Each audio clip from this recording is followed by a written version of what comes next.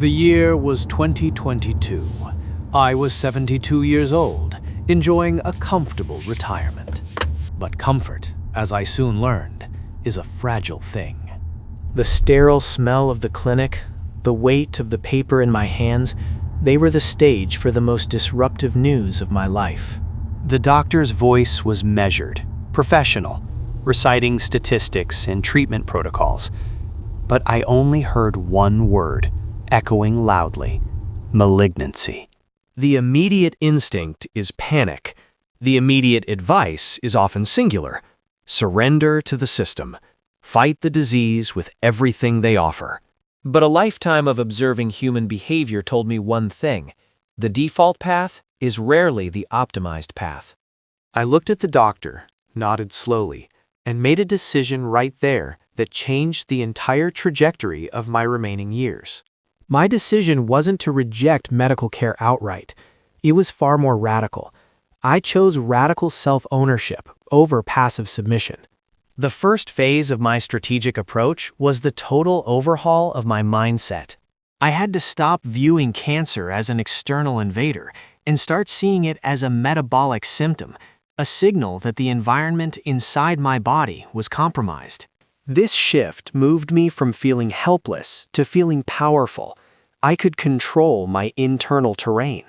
I pored over the literature, not just the mainstream oncology reports, but the peripheral research, the metabolic theory of cancer.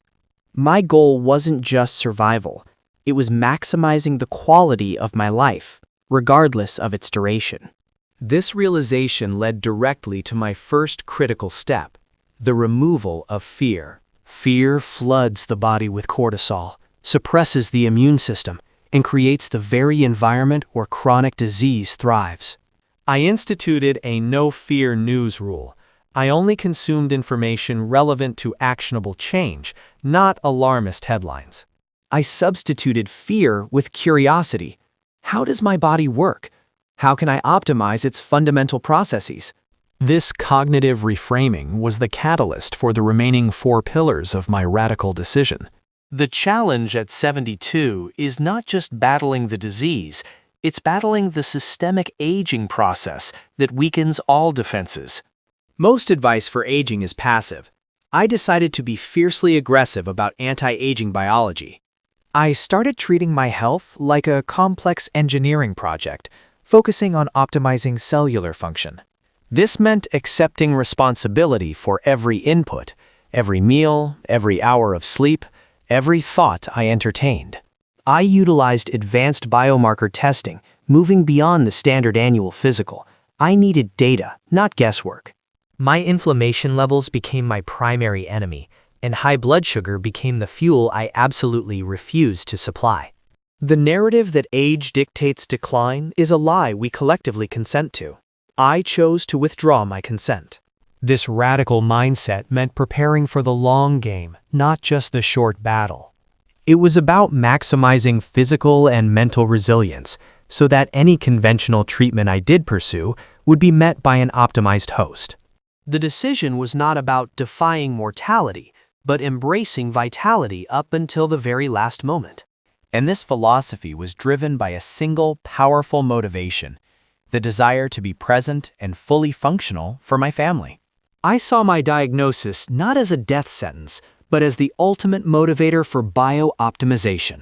This brings us to the second, equally crucial pillar: precision nutrition. My doctor gave me general advice. I went microscopic. Food is information, and I started speaking a different biological language. The central strategy was starving the problem through metabolic flexibility. This meant drastically reducing glucose dependence. I eliminated all refined carbohydrates, industrialized seed oils, and processed sugars. They are metabolic liabilities.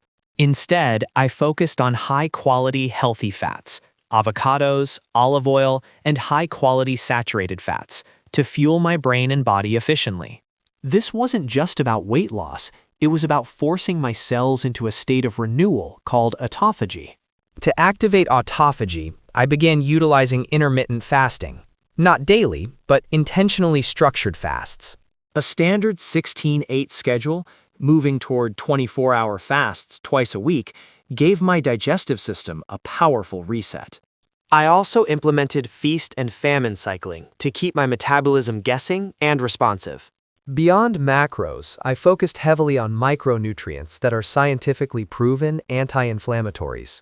Cruciferous vegetables, broccoli, cauliflower, were consumed daily for their powerful sulforaphane content.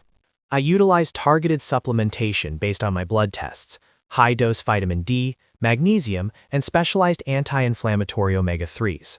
I made hydration an absolute priority. Water quality is non-negotiable. I added electrolytes, not just to quench thirst, but to enhance cellular signaling and nervous system function.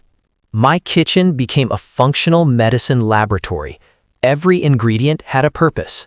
I focused on high-quality protein to maintain muscle mass, a critical defense against aging, known as sarcopenia. Protein synthesis decreases with age, so strategic intake, particularly around movement, is vital. I paid specific attention to the sourcing of my meat and fish, opting only for grass-fed or wild-caught sources to avoid toxins. This dietary discipline was not a punishment, it was empowerment. I felt an immediate surge in energy and clarity. My blood sugar stabilized, eliminating the energy crashes that had defined my earlier years. The reduction in systemic inflammation was quantifiable and immediate. My body was finally focusing resources on repair, not damage control. This metabolic advantage was the foundation upon which the third pillar was built: intelligent movement. Movement at 72 is not about burning calories. It's about signaling to the body that it is still required to be strong. The fear of injury often paralyzes older adults. I countered this with educated, intentional movement. My movement protocol was structured around 3 key requirements: strength, cardiovascular health, and flexibility. First, strength training. Muscle is the organ of longevity. If you don't use it, you accelerate aging. Twice a week, I engaged in resistance training, focusing on compound movements, squats, presses, and rows. I focused on achieving high intensity safely, targeting muscle failure to stimulate growth factors like IGF-1. The weight room became my pharmacy, producing natural hormones and increasing mitochondrial density. Second, cardiovascular health. This wasn't about long, slow jogs, but strategic high-intensity interval training, or HIIT. Short bursts of all-out effort, followed by recovery, are superior for improving VO2 max and arterial elasticity. This only took 15 minutes, 3 times a week, demonstrating that effectiveness is not about duration, but intensity. I incorporated rucking, walking with weight, as a low-impact way to build core stability and endurance. This mimicked the functional movements of early human survival, improving posture and bone density. Third, flexibility and mobility. Aging robs us of range of motion, increasing the risk of falls and injury. Daily joint mobility routines focused on the hips and shoulders became non-negotiable. I utilized foam rolling and dedicated stretching sessions to restore tissue health and lymphatic flow. The goal was functional fitness, the ability to tie my shoes, lift luggage, and play actively with my grandchildren without limitation. Movement also serves a powerful detoxification function, moving lymph and aiding waste removal. Every drop of sweat was a tangible act of internal cleansing and optimization. I began measuring my strength metrics, focusing on year-over-year improvement, defying the typical downward slope of aging. This gave me empirical proof that my decision was having a profound physical effect. The synergy between precise nutrition and intentional movement was undeniable.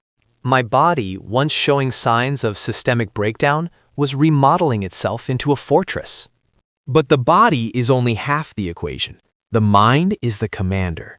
The fourth pillar addressed the invisible stresses and silent damages that wreak havoc on our physiology: the mental fortress. The constant barrage of modern life, the financial worries, the existential dread, they all translate to biological damage. My primary focus here was on restoring the parasympathetic nervous system, The rest and digest mode. I committed to 15 minutes of dedicated breathwork every morning. Slow, controlled diaphragmatic breathing.